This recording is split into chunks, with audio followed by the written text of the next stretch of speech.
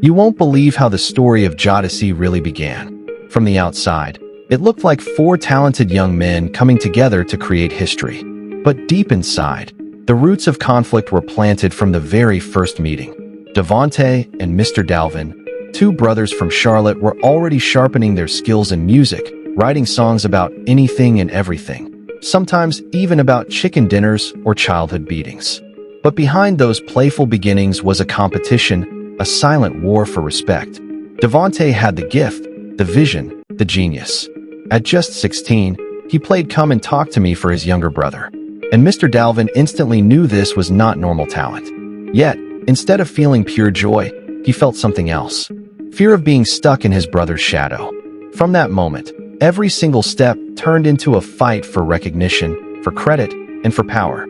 Let me tell you what the world later saw as Jodeci's creative brilliance was in reality a constant struggle. DeVante would bring a beat and DeVine would challenge it. DeVine would produce something and DeVante would hate it just to prove a point. They weren't just brothers making music. They were two rivals locked in a battle disguised as collaboration. This is where it gets interesting. What seemed like fun in the studio was actually a pattern that would last for decades. One brother refusing to bow down to the other. And while the fans cheered for their hits, the reality was much darker. But here's the shocking part. The drama didn't start in a studio, it started with a gun. Yes, you heard it right. The Haley brothers, Kasai and JoJo, who would later join forces with the Gate brothers, had a violent introduction. Kasai, just a 16-year-old boy known as the Michael Jackson of gospel, pulled out a gun on Mr. Dalvin over a misunderstanding about a girl named Pooh. Imagine that. One moment he was leading church choirs, the next he was ready to pull the trigger on another teenager. The craziest part was that this near tragedy turned into the birth of Jesse. Destiny took an unexpected turn that day. Instead of bloodshed, it became the beginning of a brotherhood that would change R&B forever. From the start, it was chaos. Two sets of brothers, both talented, both stubborn, both carrying egos bigger than life itself. They were raised in the church, but carried the streets in their blood. They were supposed to uplift with their voices, but they weren't afraid to fight when disrespected. And that dangerous mix created music that felt raw, real, and untouchable. Yet, at the same time, it also created cracks in their unity. You won't believe how much tension lived inside their so-called brotherhood. Every note, every decision, every moment was already a silent war. Let me tell you, once Jodeci truly entered the studio together, the war only grew louder. What looked like a group of young men making history was really four brothers fighting for dominance. DeVante had the reputation of being the mastermind, the genius who could craft beats and melodies that sounded like nothing else in R&B. But Mr. DeVine refused to be overlooked. He handled arrangements, production, even the business side. Yet, the spotlight rarely shined on him. This is where it gets interesting. Every time DeVante came in with a vision, Dalvin would push back. And instead of building together, they tore each other down. The outside world thought it was teamwork. Inside, it was ego against ego. One example proved just how bad things were. The track Get On Up, which became a fan favorite, nearly destroyed them. Mr. DeVine believed in it. He fought for it. He knew it would be a hit, but DeVante hated it. Not because it was bad, but simply because Dalvin created it. For hours, they went back and forth in the studio, their arguments louder than the music itself. Everyone else just watched as two brothers turned what should have been a moment of joy into a battlefield. But here's the shocking part. The song went on to be loved worldwide. Millions danced to it. Yet inside the group, it became a scar. Another reminder of how toxic their collaboration had become. The Haley brothers, Kasai and JoJo, weren't free from the drama either. They had their own demands. They wanted more say in the arrangements, more freedom over their vocals, more recognition for what they brought to the table. But the great brothers guarded the control tightly. What makes the story different is that every single recording session turned into a war zone. Arguments about drum patterns quickly became arguments about respect. Disagreements about melodies became fights about who really created the Jode sound. It was no longer just about music. It was about pride, power, and position. The craziest part was how their fans never saw this chaos. To the public, Jodier looked untouchable. Smooth harmonies, groundbreaking style, and chart-topping hits. But behind those hits were days and nights of endless fights, slammed doors, and bruised egos.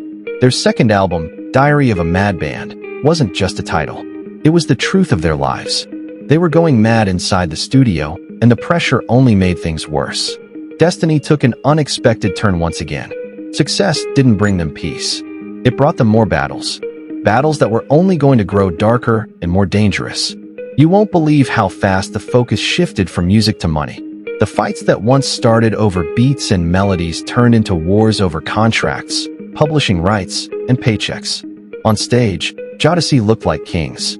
Millions of albums sold-out concerts, fans screaming their names. But when they checked their bank accounts, the numbers didn't match the fame. And that's when the real cracks began to show. Let me tell you, nothing destroys trust faster than money problems. Some wanted to keep recording no matter what. Others refused to sing another note until the business was fixed. That division poisoned everything. This is where it gets interesting. DeVante launched his Swing Mob Collective, discovering new talents like Timbaland, Missy Elliott, and Genuine. Instead of being celebrated as a win for the group, it created suspicion. Was DeVante building his own empire behind their backs? Meanwhile, Kay and JoJo began recording as a duo. They said it was for creative freedom, but everyone knew it was also about survival. Bills had to be paid, and the group's money issues weren't getting solved. Mr. DeVante also chased a solo career, desperate to prove he was more than just the overlooked brother. But here's the shocking part. Every solo project felt like betrayal, even when it wasn't. The brotherhood that once held them together was falling apart piece by piece. What makes this story different is that Jodeci weren't just fighting the industry. They were fighting each other. Every conversation became a negotiation. Who was getting paid more? Who had more control? Who was signing deals without telling the others? The love they had as teenagers was now replaced by lawyers, contracts, and paranoia. The craziest part is that their second album literally reflected their reality. Diary of a Mad Band. They were mad, frustrated, and tearing each other down while trying to keep the music alive. Destiny took an unexpected turn again. Instead of success making them stronger, it made them weaker. Every solo move created more distance. Every business decision planted more doubt. They were still delivering hits to the fans, but behind the scenes, they were no longer family. The tension was reaching a dangerous boiling point, and none of them knew that the darkest chapter, the one written in blood, was about to begin. But here's the shocking part. The biggest storm didn't come from the music or even the money. It came with blood on the floor. On Mr. Din's birthday, the group was supposed to be celebrating. The plan was simple. Gather in the studio, record, and surprise him with a party. Everyone was waiting for DeVante to show up, but the hours passed, and there was no sign of him. That alone was strange because DeVante never missed studio time. This is where it gets interesting. When they finally went to his house, what they found changed everything forever. DeVante had been attacked inside his own home. Strangers had broken in, tied him up, and beaten him so brutally that his skull was split open. Blood covered the floor.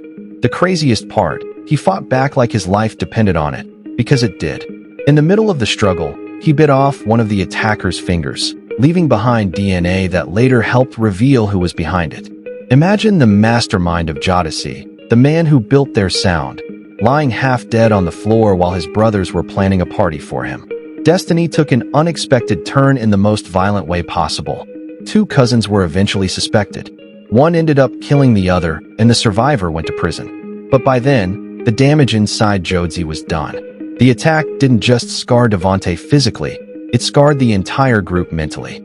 How could they trust anyone after that? Fame had not only taken away their brotherhood, it had nearly taken away their lives. Suddenly, security became an everyday worry. Paranoia grew stronger, and the fun that once came with making music was completely gone. Let me tell you, the attack was the final nail in the coffin. They had already been breaking apart over music and money, but now fear ruled their every move. DeVante was left with trauma. Mr. Dalvin still fought for respect, and Casey and JoJo battled their own demons with substances and personal struggles. What once started with four young men full of talent and brotherly love had turned into four individuals living separate lives carrying the weight of betrayal, paranoia, and near death. You won't believe how tragic this ending truly was. Jodeci, the group that gave the world timeless music, could still perform, could still sing, but behind closed doors, the brotherhood was gone forever. From church pews to chart-topping fame, from a gun being pulled in a studio to blood being spilled in DeVante's own home, their journey was written in conflict, pain, and broken trust. And that is how one of R&B's greatest groups became a cautionary tale of how success can destroy the very family that created it.